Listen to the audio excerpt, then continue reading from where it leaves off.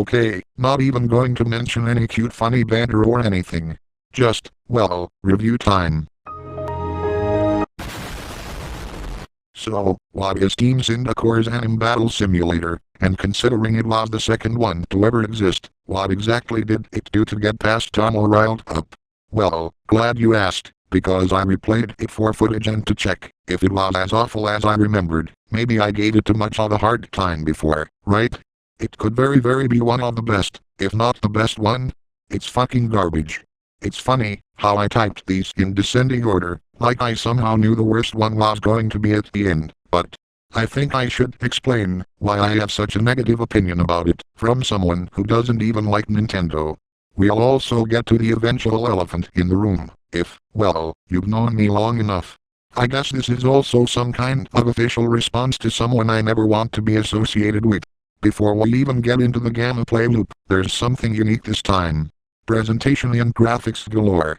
You ever wanted a pretty game that has all the fancy stuff of a big budget ROBLOX production? Here you go. It's honestly beautiful. The builds are amazing, the GIFs look nice, not much to knock on, for graphics. It feels like someone actually cared. So naturally, incredibly high scores. Only problem is, the AI you can find, while roaming around kind of take a bit to wake up, which can be handy, if you plan to run away. There's even all these beautiful worlds you can explore, and a kick-ass hub lobby. Lore as to why all these franchises are together. Oh, I wonder why Kirito is in charge of loot boxes. You think someone else would be there. Actually, all the NPC placements are odd, but I'll give it a pass. Except, here, any good I have to say about the game ends here. You want me to talk about the main gameplay loop? Very much like early stat crunch simulators. Except, there's added steps. Since it's going to be pretty important to how the gameplay works, I think it's fair that I mention monetization first. The monetization in this game is literally a skinwalker. See, in order to get the abilities of the characters, which you don't have companions or pets, you have to summon for them. Now, what's so bad about summoning for some spirits? It can't be that bad, right? First off, they replace whatever your current spirit was, so, if you happen to enjoy whatever you were playing, that's too bad, because it's gone now. You can't get another slot until you rebirth 5 times, and you have to buy the third one. That already is really gay, but whatever, anime games do this all the time, right? If that's a thing, surely the rates must be better to accommodate, right? Or maybe all the characters are equally as balanced. Except they aren't. Random characters are given lower rarities for no reason, some are way higher than others. There's a total of 3 gakas, and, again, the rates are really stupid. I would understand if it was really trying to going on power, or everyone had a better version, or power creep, except a lot of them don't make any sense. Why is Kirito with characters like Deku or Bakugo? Why are Yanchi and Krillin all the way down at common? They are some of the strongest earthlings in the roster and in Dragon Ball Z. Why is Tanjiro so damn high, while Ochako is a common? They are really not that far apart in strength. Just stuff you have to ask. And that's not even the beginning. There's loot boxes here. Basically they give weapons, items, and skins. Except the weapons aren't cosmetic and you need them a lot of the time. Heck, my sword is literally either a code or a lucky roll. Of course, you can get weapons from Megaman's shop, but none of them are as good as the stuff you can get from the crates, which there's entire unique shit in those crates, so you have to think about rolling a better spirit, be able to afford that weapon which might get replaced immediately, or hope RNG doesn't fuck you in the ass. Plus, on top of that, it reeks with simulator transactions and honestly pretty essential things you'd want locked behind a paywall, as well as no way to increase the god-awful rates as far as I've played. So, overall, extremely low score. Don't be like Team Syndacore's anime battle simulator in this regard, because this is some actually a game's shit. Okay, we can finally get to the gameplay loop. Basically, click a bunch of times and watch the numbers go up, which lets you increase those numbers in different places and complete some of the most boring quests known to man. Except the game, despite looking gorgeous, isn't good enough to keep that loop going. You're supposed to hook the player, not expect the player to painfully wade through bad game design, and not gaining an immediate idea of what to do and how to play from interacting with the game positively, like in most Nintendo games. Kind makes any subjectivity go out of the window and goes into the territory, where I just call the game bad. Objectively. And I fucking despise being objective.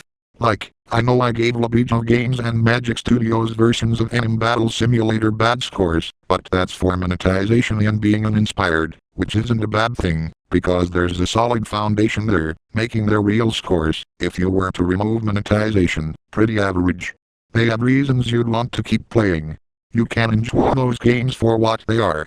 And there's simulators in this style that I don't really mind, because, again, they are inoffensive. But tell me you want to sit, doing the equivalent of brain rot, spamming a mouse click, charge it up again once you run out, spam it again and again, only to run to a different spot and do the exact same thing over and over, while being ganked. With nothing to look forward to. Without even a fucking mini-map you don't have to pay for.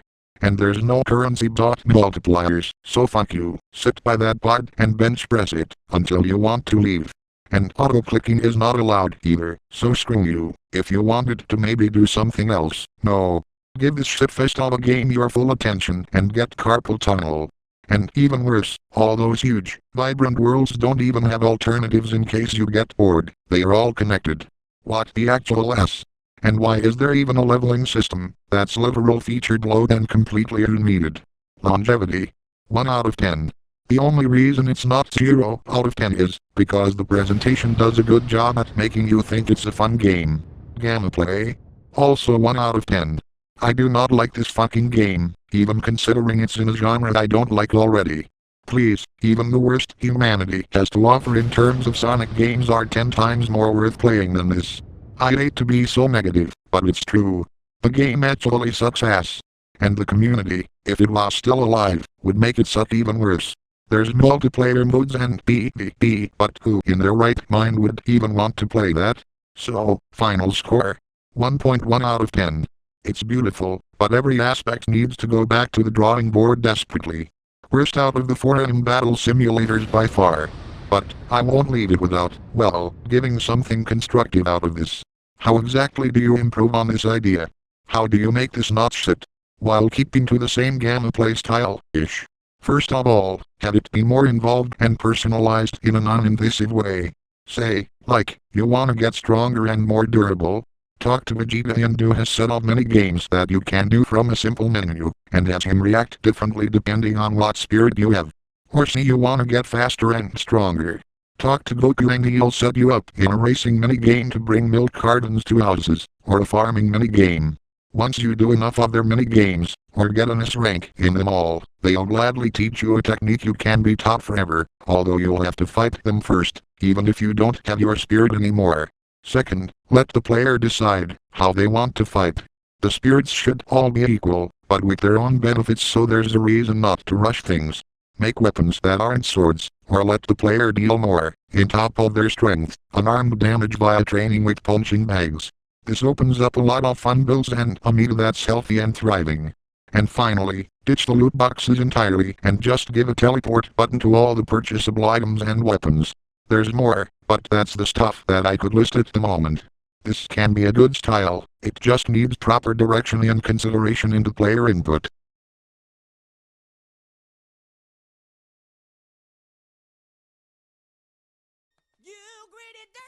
Here, there's no real story time, because I already explained a bunch, but in case you're new, and care for some reason about what's basically on my biggest pet peeves, and I'm quite angry I never even mentioned it semi-seriously before.